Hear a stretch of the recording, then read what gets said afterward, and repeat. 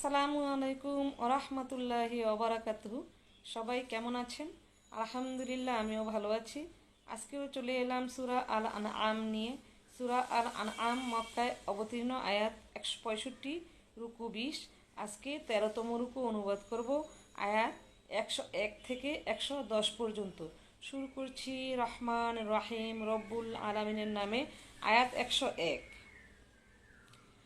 তিনি আসমানসমূহ ও জমিনের একক উদ্ভাবক।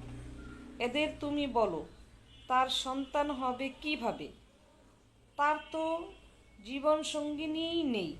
সব কিছু তিনি পয়দা করেছেন এবং সব কিছু সম্পর্কে তিনি পুরোপুরি ওয়াকেফহাল রয়েছেন। আয়াত 102। তিনি আল্লাহ তাআলা তোমাদের মালিক, তিনি ছাড়া আর কোনো মাবুদ নেই।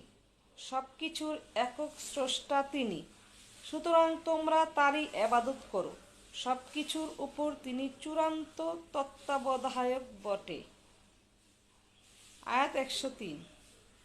কোনো দৃষ্টি তাকে দেখতে পায় না, অথচ তিনি সব কিছুই দেখতে পান। তিনি সূক্ষ্মদর্শী, তিনি সব কিছু সম্পর্কেই খোঁজ খবর রাখেন। আয়াত 104। তোমাদের কাছে তোমাদের মালিকের পক্ষ থেকে এই সূক্ষ্ম দৃষ্টিসম্পন্ন জ্ঞান এর নিদর্শন এসেছে। অতঃপর যদি কোনো ব্যক্তি এসব নিদর্শন দেখতে পায়, তাহলে সে তা দেখবে তার নিজের কল্যাণের জন্যে। আবার যদি কেউ তা না দেখে অন্ধ হয়ে থাকে, তাহলে তার দায়িত্ব তার উপরেই বর্তাবে। তুমি বলো, আমি তোমাদের উপর তত্ত্বাবধায়ক নই। আয়াত 105। আমি এভাবে আমার আয়াতগুলো তোমাদের কাছে বিধৃত করি, যাতে করে তারা একথা বলতে পারে, তুমি এসব কথা ভালো করেই পড়ে এসেছ, এবং যারা জ্ঞানী তাদের জন্যে যেন আমি তাকে আরও সুস্পষ্ট করে দিতে পারি। আয়াত 106। হে মুহাম্মদ, তুমি শুধু তারই অনুসরণ করো যা তোমার মালিকের কাছ থেকে তোমার কাছে নাজিল করা হয়েছে। আল্লাহ তাআলা ছাড়া অন্য কোনো মাবুদ নেই। এরপরও যারা শিরকে লিপ্ত, তাদের তুমি পুরোপুরি এড়িয়ে চলো। আয়াত 107।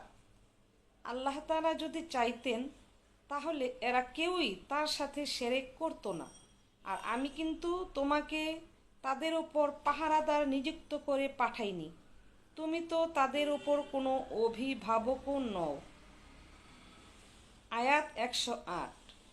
তারা আল্লাহ তাআলার বদলে যাদের ডাকে, তাদের তোমরা কখনো গালিগালাজ করো না, নইলে শত্রুতার বশবর্তী হয়ে না জেনে আল্লাহ তাআলাকেও তারা গালি দেবে। আমি প্রত্যেক জাতির কাছেই তাদের নিজেদের কার্যকলাপ সুশোভন করে রেখেছি।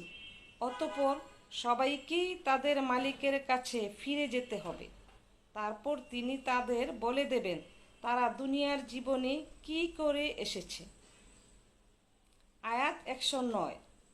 এরা আল্লাহর নামে কঠিন শপথ করে বলে, যদি তাদের কাছে কোনো নিদর্শন আসে, তাহলে অবশ্যই তারা তার ওপর ঈমান আনবে। তুমি বলো, নিদর্শন পাঠানো সম্পূর্ণ তো আল্লাহ তাআলার ব্যাপার। তুমি কি জানো এদের অবস্থা?